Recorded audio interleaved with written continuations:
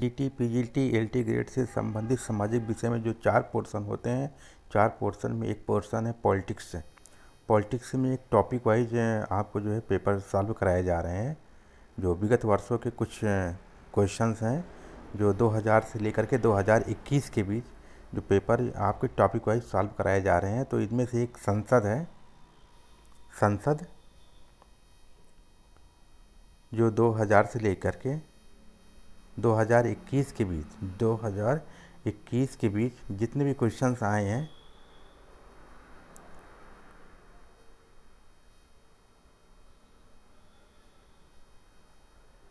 जितने भी क्वेश्चंस आए हुए हैं तो उसको सॉल्व कर लेते हैं।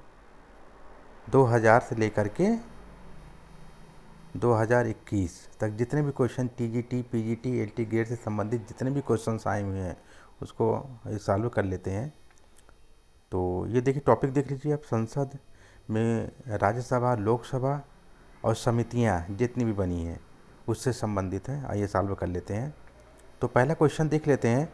लोकसभा का कार्यकाल, लोकसभा का कार्यकाल जो है 5 वर्षों का होता है और राज्यसभा का कार्यकाल 6 वर्षों का होता है। तो इसमें पूछा है लोकसभा का कार्यकाल जो है 5 वर्षों का होता है और इनमें व्याख्या भी दे दी गई है। तो व्याख्या आप उसको देख लीजिएगा आप। तो अगला क्वेश्चन देखते हैं। बैठक हेतु विधानसभा के लिए गणपूर्ति होती है 1/10। तो सदन में कुल सदस्यों में से 1/10 होती है गणपूर्ति। तो अगला देख लेते हैं। हाँ, अगला क्वेश्चन देखते हैं। भारत में कौन सी विधि राज्यसभा के चुनाव में प्रयुक्त होती है? तो इसमें है अप्रत्यक्ष विधि। अप्रत्यक्ष विधि राज्यसभा की नियुक्ति के लिए अप्रत्यक्ष रूप से चुनाव किया जाता है, तो ये अप्रत्यक्ष विधि होती है इनमें। तो अगला क्वेश्चन देख लेते हैं। भारत में संघ के मंत्री के लिए पद की शपथ का प्रारूप उपबंधित है। तो आपका इसमें सी विकल्प सही है। तृतीय अनुसूची में है। दूसरे में वेतन दिया गया है। पहले में राज्य रंग संघ क्षेत्र से संबंधित है। तो इसमें जो है सी विकल्प आपका सही है। तो अगला देख लेते हैं। लोकसभा के अध्यक्ष का निर्वाचन करते हैं।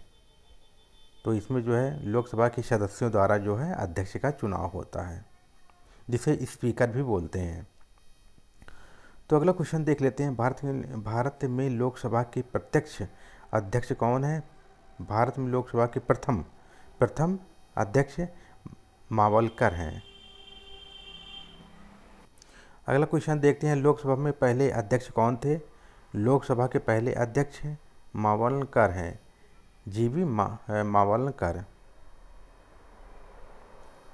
तो अगला क्वेश्चन देख लेते हैं। लोकसभा का प्रथम अध्यक्ष स्पीकर कौन था? तो यही मावलकर हैं, तो जीवी मावलकर। तो ये कई बार क्वेश्चन जो है एग्ज़ाम में पूछे जा चुके हैं। तो अगला क्वेश्चन देख लेते हैं। यदि यह प्रश्न उठता है कि कोई विधेयक धन विधेयक है या नहीं, तो किसका निश्चय अंतिम होता है? तो इसमें जो है लोकसभा के अध्यक्ष का विनिश्चय होना। ठीक है, इसमें आपका जो है डी विकल्प सही है। तो ये व्याख्या दे दी गई है। तो अगले क्वेश्चन की ओर आते हैं। जब लोकसभा के अध्यक्ष को हटाने का कोई संकल्प विचारणीय हो तब, तो इसमें दिया अध्यक्ष को बोलने का अधिकार है, वह अध्यक्ष नहीं। इसमें दिया है अध्यक्ष को बोलने का अधिकार है और वह अध्यक्षता नहीं करेगा, वह प्रथमतः मत देने का हकदार होगा, वह सदन में उपस्थित नहीं होगा। तो इसमें जो है पहला सही है। इसमें आपका पहला सही है, दूसरा सही है, तीसरा सही है। तो ये लास्ट वाला विकल्प गलत है। तो इसमें 1, 2, 3 सही है। देखते हैं इसमें आगे। हाँ, इसमें जो है आपका 1, 2, 3 विकल्प सही है। तो अगला क्वेश्चन देख लेते हैं। भारतीय संसद की किस समिति को संसद की तीसरी आंख कहा जाता है? तो लोक लेखा समिति को तीसरी आंख कहा जाता है। इसमें देख लीजिए, इसमें क्वेश्चन पूछ सकता है। ये लोक लेखा समिति में 22 सदस्य होते हैं, जो 15 लोकसभा के होते हैं और 7 जो हैं राज्यसभा के सदस्य होते हैं। कभी कभी ये पूछ लेता है कि ये जो है आपका क्वेश्चन देखिए, लोक लेखा समिति है, लोक लेखा समिति में कुल कितने सदस्य होते हैं, तो इसमें 22 सदस्य होते हैं। और लोकसभा के कितने सदस्य होते हैं, तो 15 होते हैं। राज्यसभा के जो है 7 सदस्य होते हैं। ये क्वेश्चन पूछ भी जा सकता है। तो अगला देख लेते हैं, संघीय कार्यपालिका उत्तरदायी होती है, तो आपका जो है लोकसभा के प्रति संघीय कार्यपालिका उत्तरदायी होती है, तो लोकसभा के प्रति। अगला क्वेश्चन देख लेते हैं, भारत में संघीय कार्यपालिका सामूहिक रूप से उत्तरदायी होती है, लोकसभा के प्रति होती है उत्तरदायी। इसके पहले भी क्वेश्चन ये आ चुका है। तो अगला क्वेश्चन देखते हैं, मंत्रिपरिषद किसके प्रति उत्तरदायी होती है, तो लोकसभा के प्रति जो है उत्तरदायी होती है। तो अगला क्वेश्चन देख लेते हैं, केंद्रीय मंत्रिपरिषद सामूहिक रूप से उत्तरदायी होती है, ये भी लोकसभा के प्रति उत्तरदायी होती है। तो अगला क्वेश्चन देख लेते हैं, तो ये क्वेश्चन देख लेते हैं, निम्नलिखित नेताओं के भारत के प्रधानमंत्री बनने का सही क्रम क्या है, अपना उत्तर नीचे दिए गए कोड का प्रयोग करें। तो इसमें जो है पहले बीपी सिंह आए थे और चंद्रशेखर उसके बाद हुए, और देवगौड़ा फिर हुए, फिर गुजराल हुए। तो इसमें आपका जो है पहला ये 2 है, ये पहला है आपका, और ये जो है चौथा, ये आपका देवगौड़ा, ये चौथा है, ये तीसरा है। हाँ, तो इसमें देखिए पहला बीपी सिंह है,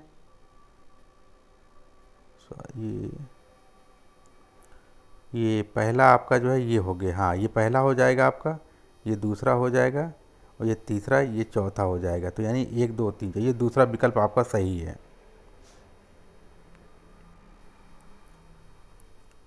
तो अगला क्वेश्चन देख लेते हैं, इसमें ये दिया हुआ है, देख लीजिए सॉल्व।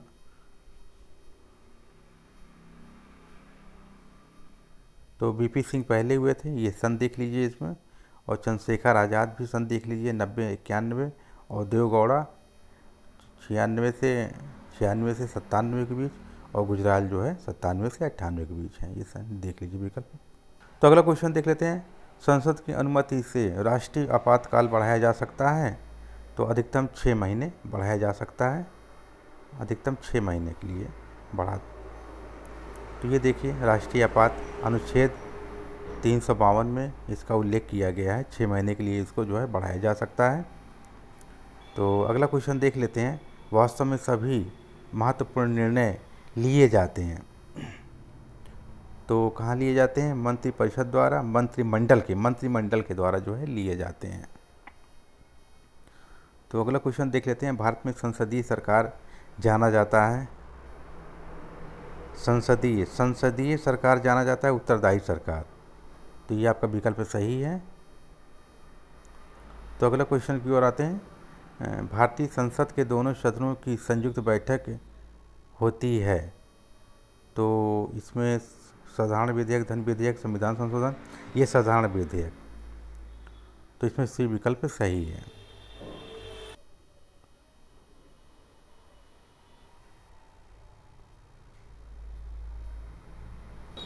अगला क्वेश्चन देख लेते हैं, भारत की संसद में व्यक्त होता है, भारत की संसद में व्यक्त होता है, तो ये लोकसभा, राज्यसभा और राष्ट्रपति। तो इसमें ये पहला विकल्प सही है आपका। संसद जो है बनती है 3 अंगों से, लोकसभा, राज्यसभा और राष्ट्रपति से।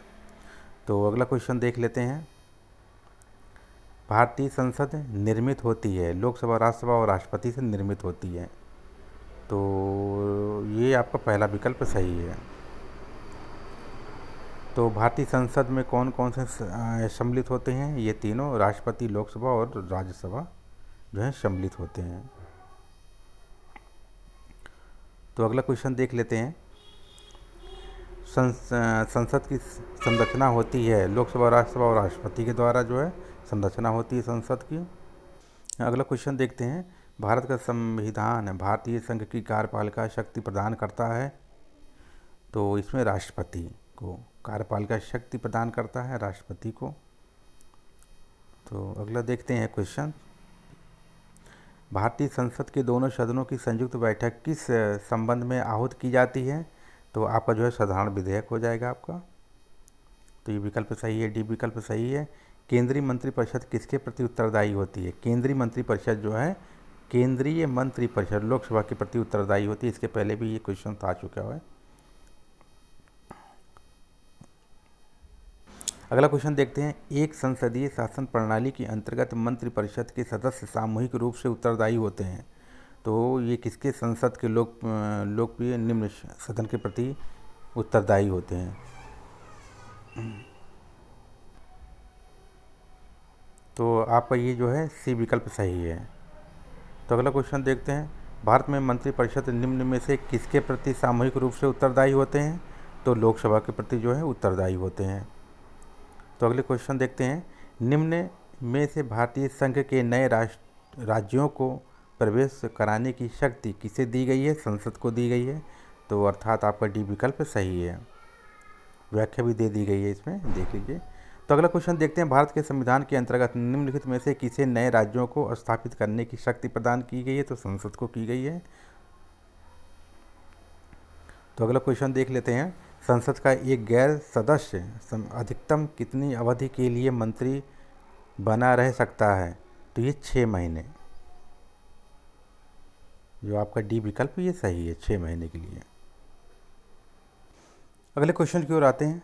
तो अगला क्वेश्चन देखते हैं। संसद के किसी सदन में बैठक के लिए न्यूनतम गणपूर्ति कितनी होनी चाहिए? तो 1/10। तो आपका ए विकल्प सही है। तो अगला क्वेश्चन देख लेते हैं। भारत के संसद के एक सदन की गणपूर्ति क्या होनी चाहिए? 1/10 होनी चाहिए।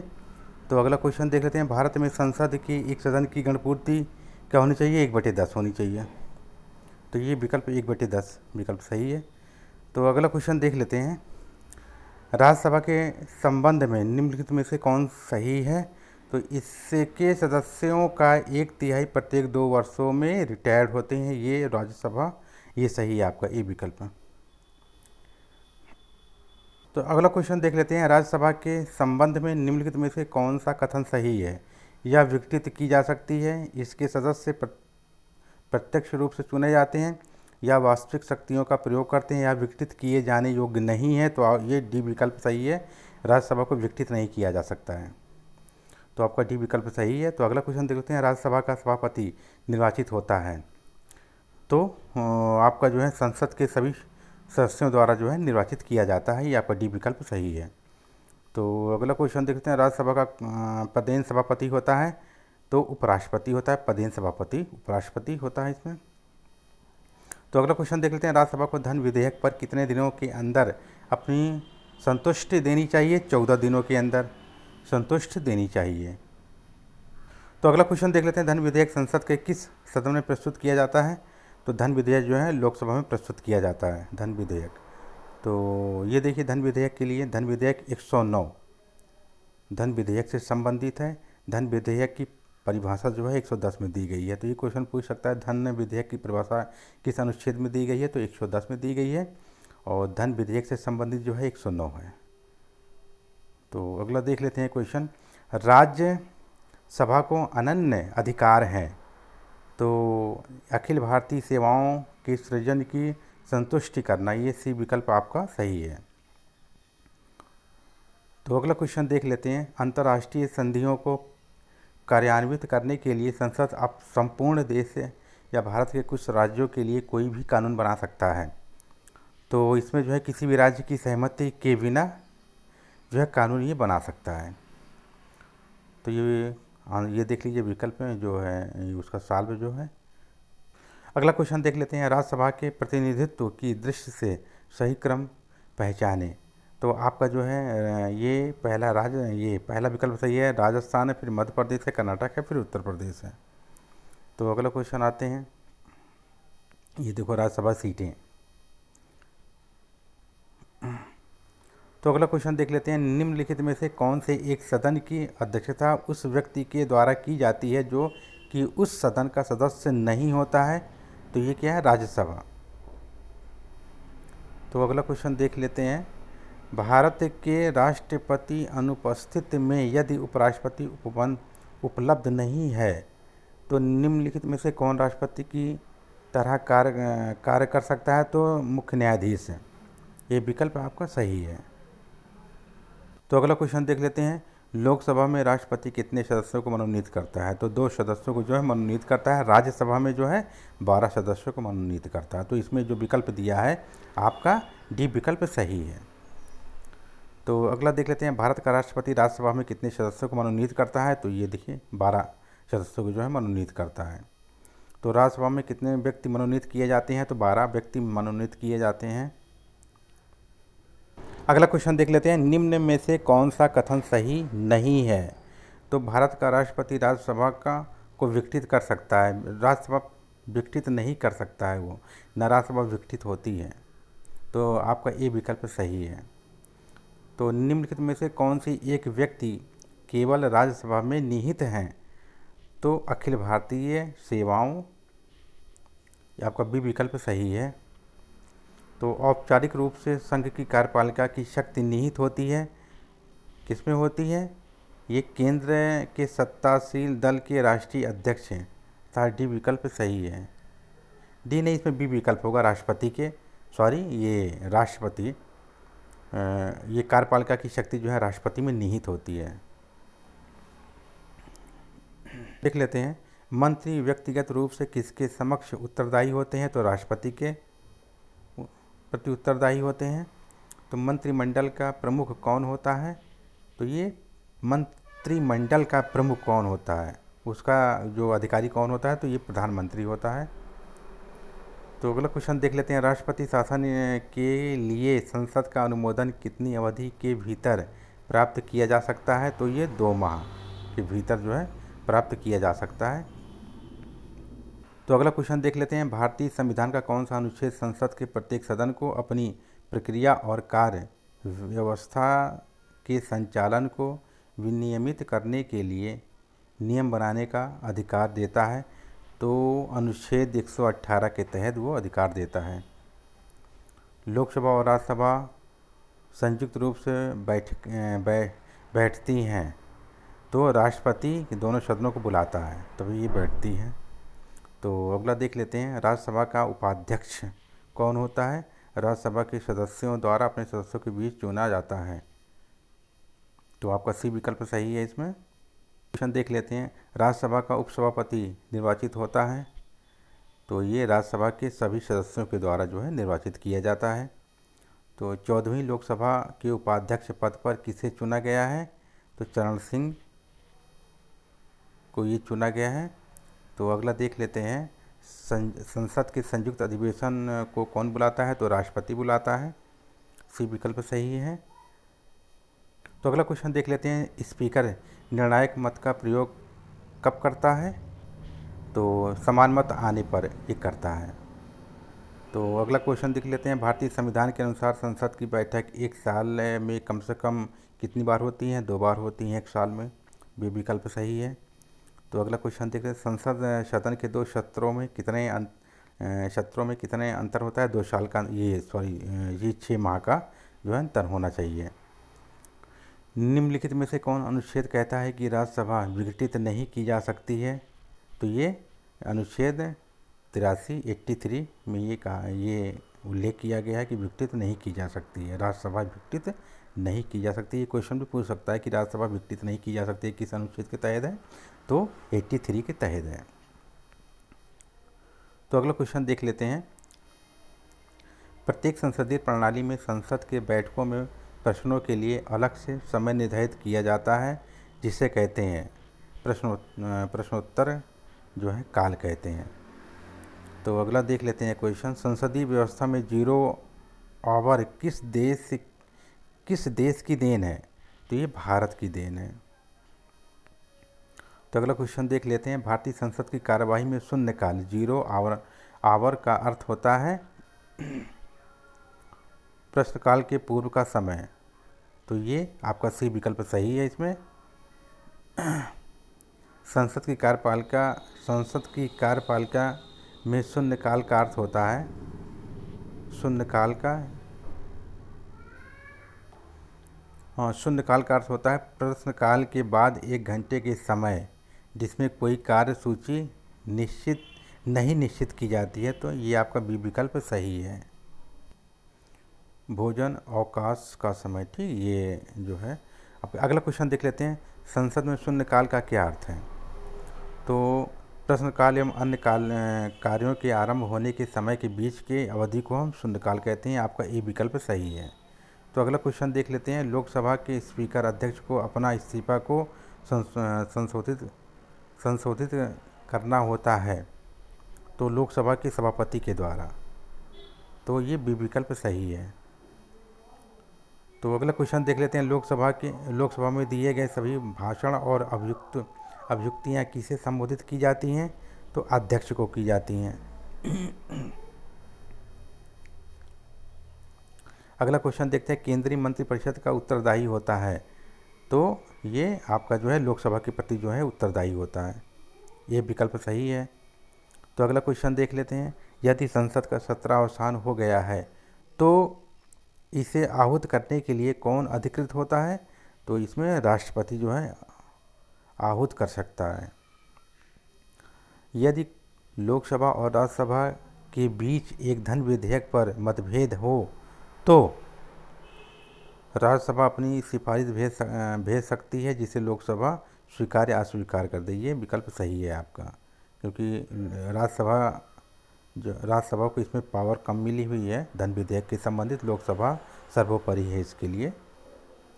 तो अगला क्वेश्चन देख लेते हैं, यदि राज्यसभा किसी अधिवेशन संशोधन विधेयक पर लोकसभा से असहमत हो तो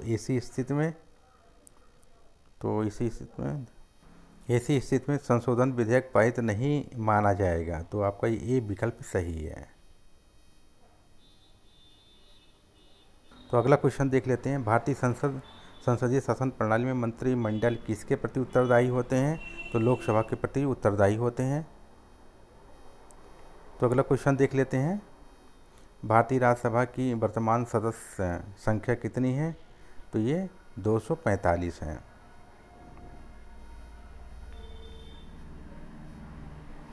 अगला क्वेश्चन देख लेते हैं, कितने वर्ष की आयु में कोई भारतीय नागरिक भारत का प्रधानमंत्री बन सकता है। तो ये 25 वर्ष की आयु में भारत का प्रधानमंत्री बन सकता है। और निम्नलिखित में से कौन सही है।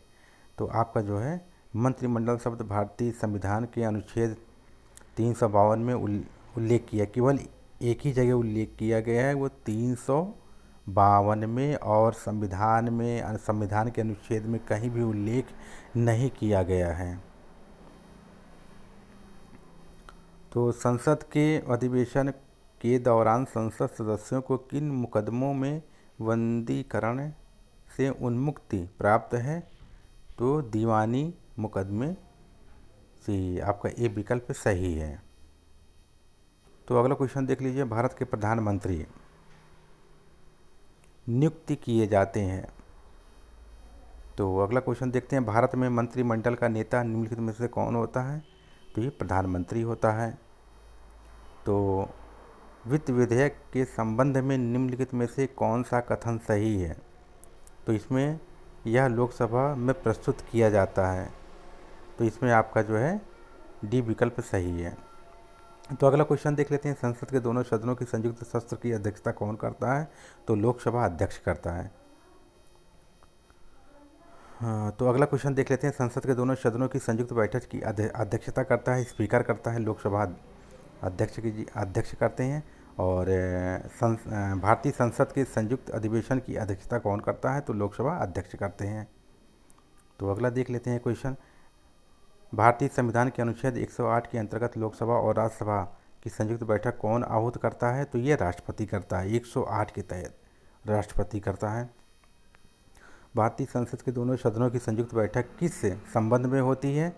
तो ये सामान्य विधेयक के संबंध में होती है। तो आपका ये सी विकल्प सही है। निम्नलिखित संसदीय समिति में कौन सी वित्तीय समिति नहीं है। तो ये आश्वासन समिति जो है वित्तीय संबंधित नहीं, बाकी तीनों हैं। अगला क्वेश्चन देख लेते हैं, भारतीय संसद के विभागों में संबंधित कितनी समितियां का गठन किया गया है। 24 समितियों का ये गठन किया गया है। तो अगला देखते हैं, राज्यसभा के विभागों में संबंधित अस्थायी समितियों की संख्या कितनी है? तो ये 8 हैं। अस्थायी समितियों की संख्या जो है 8 है। तो राज्यसभा में विशिष्ट ज्ञान अथवा व्यवहारिकता अनुभव संबंध कुछ सदस्यों को मनोनीत किया जाता है। ये निम्नलिखित में से किस क्षेत्र के होते हैं? तो ये उपयुक्त सभी, साहित्य है, विज्ञान है, कला, समाज है, उपयुक्त सभी होगा इसमें। तो ये आपका डी विकल्प सही है। तो अगला क्वेश्चन देख लेते हैं। इसमें ये निम्नलिखित में से सिद्धांतों के आधार पर भारत में संसदीय प्रणाली वाली सरकार कार्य करती है। तो नाम मात्र का कार्याध्यक्ष, ये आपका सही है। तो उपराष्ट्रपति की उच्च सदन की अध्यक्षता, मंत्रिपरिषद में वास्तविक कार्यपालिका कार्यकारी अधिकारियों का होना, और कार्यपालिका का निम्न सदन में प्रति उत्तरदायी होना। तो इसमें देखते हैं कौन सा विकल्प है आपका। इसमें जो है 1, 3 और 4 विकल्प सही है। 1, 3 और 4 विकल्प आपका सही है। तो ये देख लीजिए, ये पहला सही है, तीसरा सही है और चौथा सही है इसमें। तो अगला देख लेते हैं। निम्नलिखित में से कौन लोक लेखा समिति के अध्यक्ष की नियुक्ति करता है? तो इसमें जो है लोकसभा अध्यक्ष। और अगला देखते हैं, संसद की लोक लेखा समिति के अध्यक्ष का नाम मनोनीत कौन करता है? लोकसभा अध्यक्ष करते हैं। तो अगला क्वेश्चन देख लेते हैं। भारतीय संसद की समितियों में सबसे महत्वपूर्ण समितियां लोक लेखा समिति हैं। इसमें कुल 22 सदस्य होते हैं। लोकसभा के 15 होते हैं, राज्यसभा के जो है 7 सदस्य होते हैं।